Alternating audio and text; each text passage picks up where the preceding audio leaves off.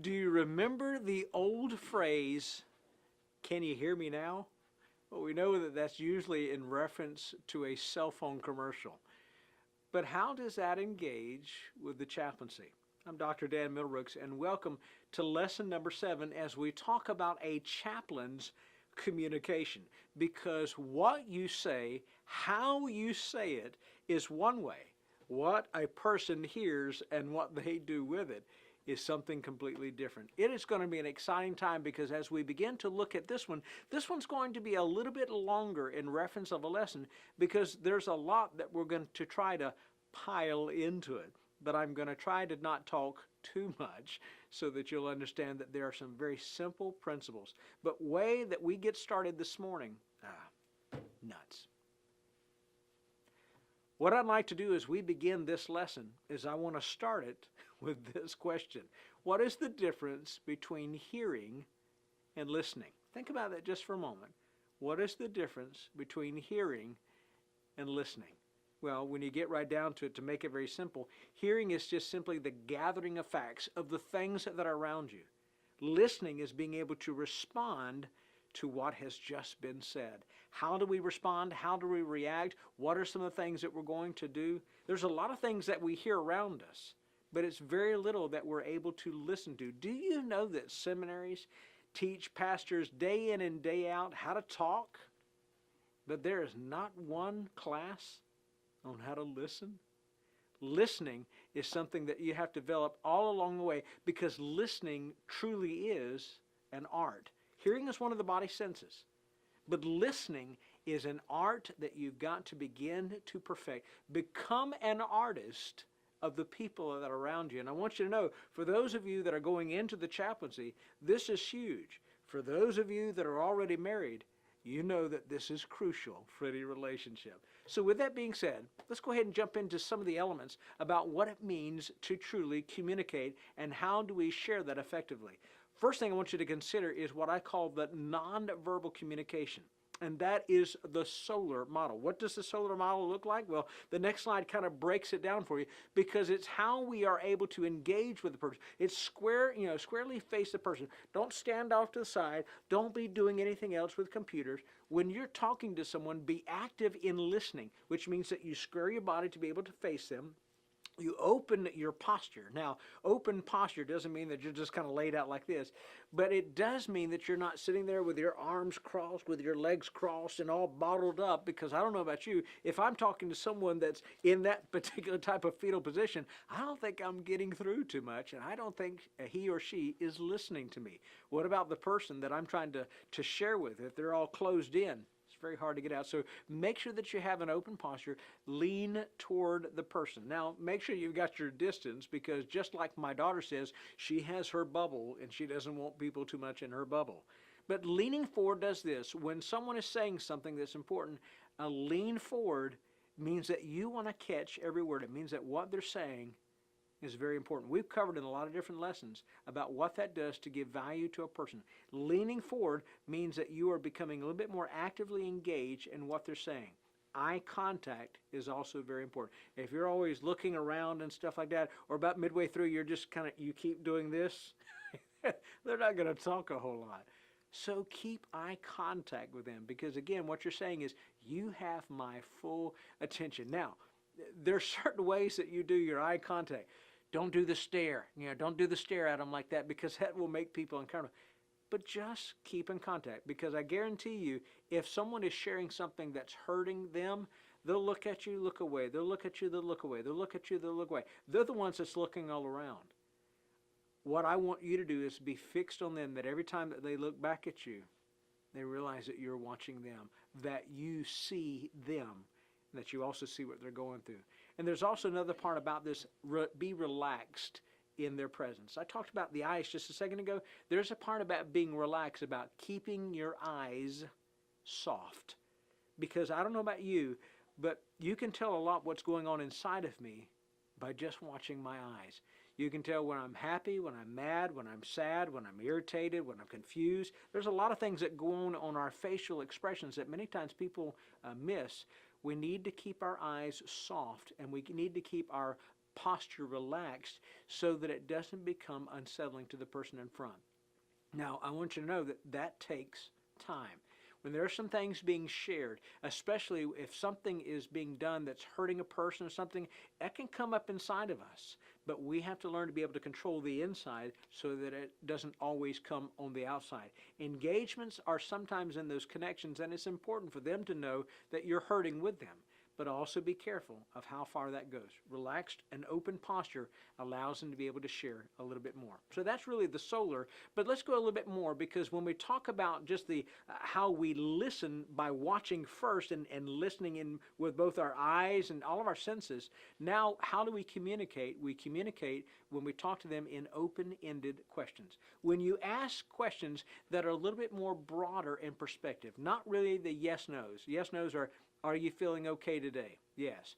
Did you do something that you didn't like? Yes. Okay, well, that's pretty much it. You're just going to ask 1,000 questions at that moment.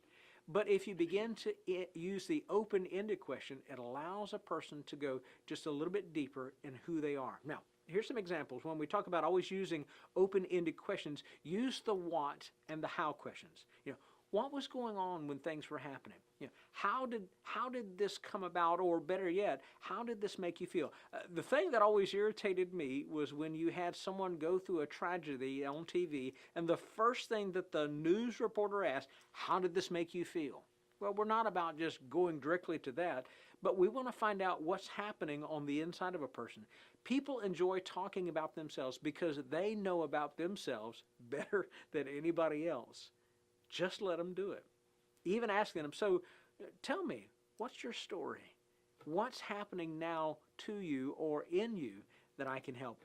Let the open-ended questions begin, and you will be amazed at what happens. Especially when a person is talking, you begin to use those what questions to allow the person to talk about the situations and their details. And just like the screen is behind me, the how questions allow people to express their feelings. What paints the picture? But the how begins to show you why I chose that color to paint it with. It is an incredible way to be able to get into the mindset and begin to see the picture of the person, whether it's in their problem, their pain, but it takes time. For those of you that are beginning in the chaplaincy, this is something that takes time to do. You don't do this immediately. There are things that you begin to gravitate toward that you can catch, but this takes time. Don't be in despair. Take time to learn, but most importantly, take time to listen. Let's look at a couple of other things. Never use the why questions. Now, there may be moments to where that may be appropriate. But when you use a why question, you may open up a Pandora's box in a situation that you're not prepared for, because it can generate a lot of negative emotion. It can generate sometimes a judgmental feeling of why did you do this or why did you say this? Because instantly defensiveness will start coming in. As soon as a person starts becoming defensive, remember when I talked about the crossed arms and everything else? They'll do that inside in a heartbeat, and they'll do it with their heart, and you won't be able to get in. So the hows and the what questions really begin to start opening the heart. Why sometimes can shut it down pretty fast. So those are important in reference to the questions. But here's something I want you to recognize. Silence is okay. If you ask a question, an open-ended question to the person, and they choose to be silent for a while, that's okay. You don't have to say anything else. You know who usually has the most problem with silence? Is counselors, chaplains, people that are used to talking. When you are able to sit and just engage with someone and they're silent, they're probably searching what's about to be said on the outside of them. They're trying to maybe find out what they're feeling. Guess what? Use that time to find out how you're feeling as well. What's going through your mind? What seems to be the core message that this person is bringing to you? Silence really is golden if it's used in a golden way. And really, when we continue into that, most importantly at that moment, when silence happens, take the time to pray. Ask God to speak through you, and wait for the Holy Spirit's guidance and His words. I cannot overemphasize this part. Because when you're giving an opportunity to be able to speak into someone's life, Make sure that you're speaking to them with the words of life. It's not the words that we have that will matter. It's the words that are chosen and that God uses within your life to be able to make the difference in the situation that they're in and the circumstances that they're around. I remember multiple times in counseling and ministering with people is that I will begin to listen and be a part of where they are in their story and walk with them. And I'll begin to just start saying some things when they begin to answering some of the questions, painting some of the pictures, going a little bit deeper. And then sometimes I'll say something, and then at the end of the conversation when they leave out, I get my note out and I want to write down. Why? Because whatever was said was cool. And the reason why it was cool, I didn't say it. It came from somewhere else. Those are awesome moments when God simply uses you as a mouthpiece to say His words to the masterpiece in front of you in the making. Allow that to be a part of it in reference to the words that you use and the open-ended questions. Again, silence is okay. Respond non-verbally during these interludes. And again, remember the solar as far as leaning forward, being actively engaged. Make sure that silence is not just there for you to go doo-doo-doo-doo-doo-doo-doo and wait for them to come back. Still be a part of them. Keep those eye contact. Keep the motions forward and keep them connected to you as you are connected to them. Now, that's a couple things in reference to communication, but when we start talking about what they say to you, what you hear is going to be important about how you respond back to them. Simply repeat what you've heard. Don't try to truly maybe dig deep into the understanding or even try to interpret what they're trying to say. Just give them back what they've given to you. Let me give you an example of with our next slide, because you try something like this. So what you're saying is, whatever it is, am I correct? Now, that's huge on the end, because when you're repeating back to someone, you want to make sure that you heard this effectively and truthfully. So when you're saying, so what you're saying is, and then you fill in the blank, am I correct? You're checking it out. That person may say, well, yes, that's right. Or that person may say, I don't know. Summarizing statements often make a distressed or angry person calm down. Why? It's the power of being heard. When they just simply say, okay, you've told me back what I just told you, you listened to me. It can diffuse a very bad situation and calm it down a little bit more. When we begin to try to interpret or even think ahead of where the person is, that's where I can get into trouble. Don't try to interpret yet. Just begin to walk with them and reflect back to them what they said. Just repeat the words. And it's amazing what more words will come to that. Sometimes people are just wondering, are you really listening? And they'll start putting nuggets of truth out there in the midst of a lot of other stories. When you capture that truth, they'll give you more. Now, there's some portions about communication that are also going to be important, not just with the questions that you ask, but also how you ask them questions. There are two attributes that I want to pull out as we begin to close this particular lesson down. It is an attribute of affirmation, encouragement, and also what we bring to the table called empathy. Now, I want to talk about empathy first, because I want you to be the first one to really utilize something that's going to be positive as you begin to interject into this person's life. It may be a painful situation, and it's not about being a Pollyanna, pie in the sky, everything is going to work out type of thing. It's about taking a situation and affirming them where they are, encouraging where they are, but then also being able to empathize in the situation that they're in. Let me talk about empathy first. Empathy, what is empathy? Empathy, even according to one of the Greek words, it's about perceiving an experience of another. Now, sympathy, when you look at sympathy, if a person says, I'm sympathetic toward them, that means that I hurt for what they're going through. You know, it's a situation, bad situation, I have sympathy for that. When someone loses a loved one, or we express our sympathy toward that, we hurt about the situation that they're in. Empathy is different, because empathy takes that and goes deeper and says, I hurt not just for you, I hurt with you. Now, there are going to be moments that you're just going to be able to be sort of sympathetic towards someone and just hurt in the situation that they're in. And my friends, there's going to be a moment that you're going to have someone in front of you that has encountered something that you yourself have had to live through. You know, there's an old saying that says, Lord, heal the wound, but keep the scar. That's a powerful statement because the scars is what makes us who we are. It can either be better or bitter.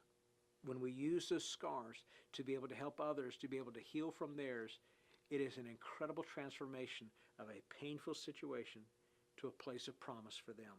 Empathy goes a little bit further because you're now investing your life and you're a part of that personal experience with them. Now also with that empathy is the ability to be able to identify and recognize another person's feelings that you're going into. Again, you can check this out. When you're walking and listening to a story of someone and they are getting angry or they're getting frustrated or whatever it is, you may stop and say, you know, that it seems to me that that was very frustrating to you. Am I right? It's okay to ask the question because if a person says, no, it wasn't really frustrating. It was just downright aggravating. Well, whatever the word may be, just check it out because what they're now sensing is that you're trying to understand. You're trying to identify where they are so that you can communicate effectively to where they need to be. It is understanding where the person is so that you can walk and understand the rest of the journey along the way. Now remember, the greatest example of empathy is found in John 11:35. And that's when Jesus wept. Jesus wept not because he didn't have hope. He was the King of Kings and is the Lord of Lords. It's the fact that he took in all of the pain that was around him. This was at Lazarus' grave. And how he saw the people weeping around him. And at that moment he could have said, hey, y'all need to just stop this. Don't do this. What are you doing? Listen to me. I'm about to do something. No, Jesus was empathetic for the fact that this is what sin brought into the world. The sin of the world brought death, pain, and frustration, and aggravation, and whatever else that you want to add to that. Ultimately, it brought death. And that death was the scene of that. When Jesus wept, the people around him said, oh, see how he loved him. Talking of Lazarus, his friend. Jesus wept because of the pain that was around him. You know, sometimes when you are going to be talking with someone and communicating with them, their story is going to touch your heart. It's okay. When you begin to shed a tear with them, you begin to connect. Remember, Scripture tells us, weep with those who weep, laugh with those who laugh. The connections from that allow you to be able to communicate in a wonderful and powerful way. So we have empathy. But what else does it mean in reference to being able to speak and to bring them to a place to where they begin to start seeing hope? Encouragement is what brings hope into a situation. When you speak words of encouragement, the person, you want to keep encouraging them to go forward. You keep pressing them toward a positive resolution of what could be a very painful situation. It takes them from being in a personal crisis to being back into a place to where they can get some type of feeling of control again. Feeling out of control is a terrible, terrible feeling for many people. Really, I would say for all of us. But getting them and being encouraging to them allows them to know that you have hope. Now, there's a couple things what encouragement is not. Encouragement is not just shallow words. Encouragement is not just placating the person. Encouragement is not a Pollyanna, everything's going to work out, just have faith. Encouragement is not about giving advice. Even if it's sound advice, it can still come out as negative. You know what encouragement is? Encouragement is a confidence that the person is going to be able to get through this. I wrap it up into one word. It's called hope. Encouragement is giving them hope. What a great gift to give someone in the midst of a hard and terrible situation, especially when it's a tragedy. Hope brings into that something that's going to be powerful. It is, according to one Greek word, it is an urging forward. But I like the other one, the Paracletus. When we talk about the Holy Spirit, it is someone that comes alongside. When you're encouraging someone, you're saying, listen, I'm going to come alongside and I'm going to cheer you on. I love Hebrews chapter 12 when it says we are surrounded by such a great cloud of witnesses. You know what he's doing? They're saying, come on. Come on, you can do it. You know what? You need to be able to do the same thing. Again, it's not a Pollyanna type of approach of just disregarding and negating their feelings, because painful feelings are just that, they're painful.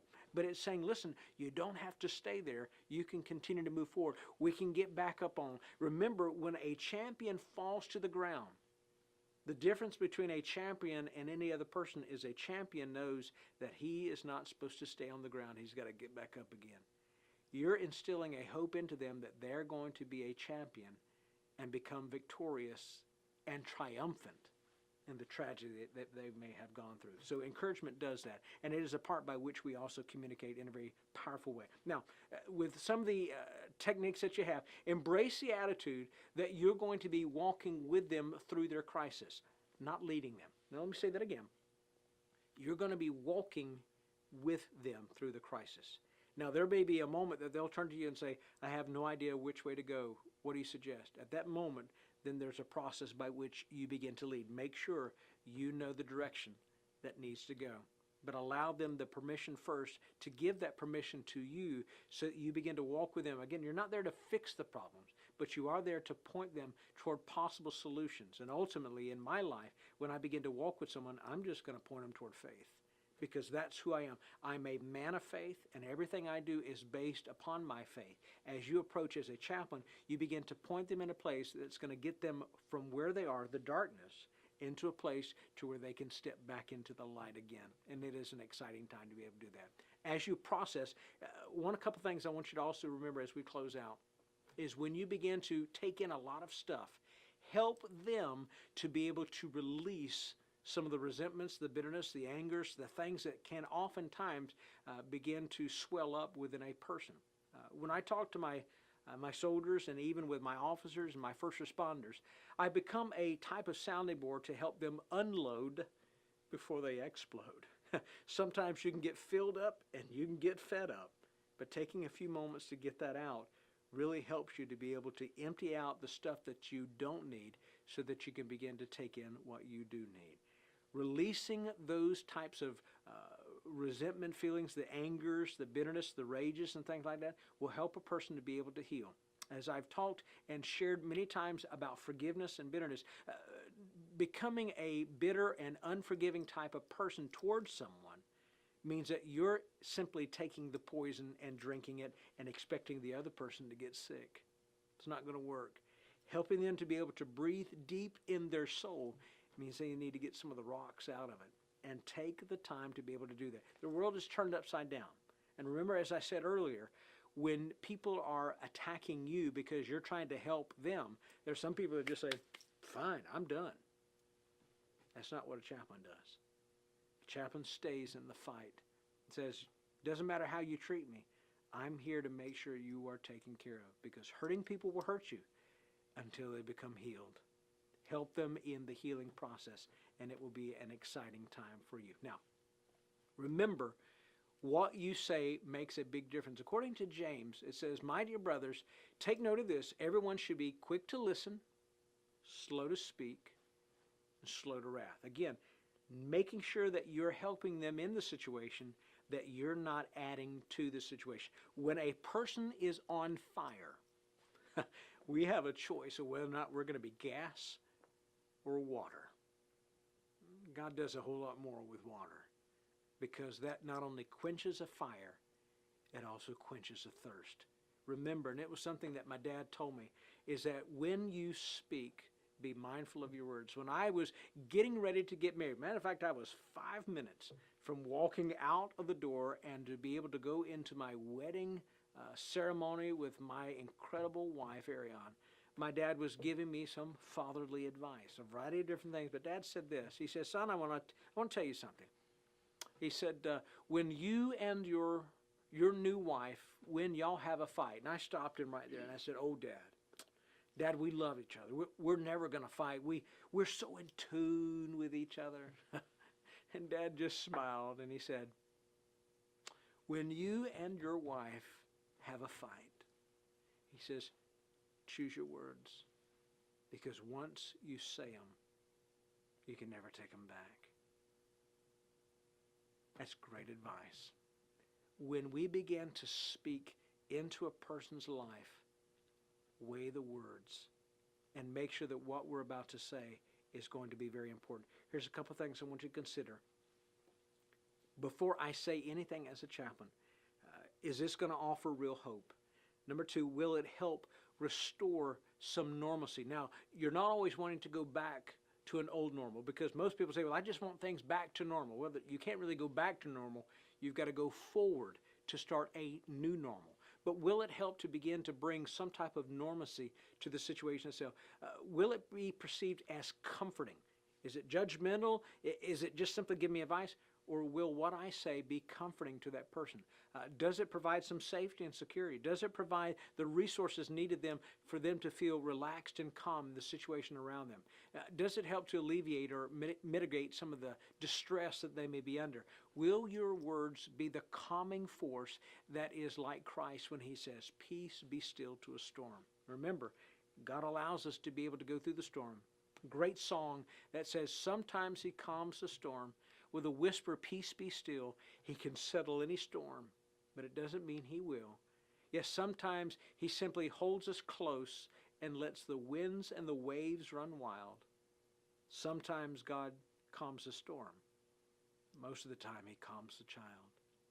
God wants to use you to begin to calm and stabilize some of the things around that person's life that is causing them stress, anger, pain, whatever it may be. And the questions that you ask, the answers that you give, but the person that you become will communicate more than you can imagine. Let me end with this. Because as we've gone through a variety of different lessons, it always goes back into us not just speaking it, but living it. There's an old poem that says, "I would rather see a sermon than hear one any day. I'd rather you walk beside me than simply tell me the way. Your words and mouth may move too fast that I can't comprehend, but your actions will speak a lot louder. And then I will understand." You want to have people understand that which you communicate to them? Show them before you speak to them. I look forward to seeing you in our last lesson.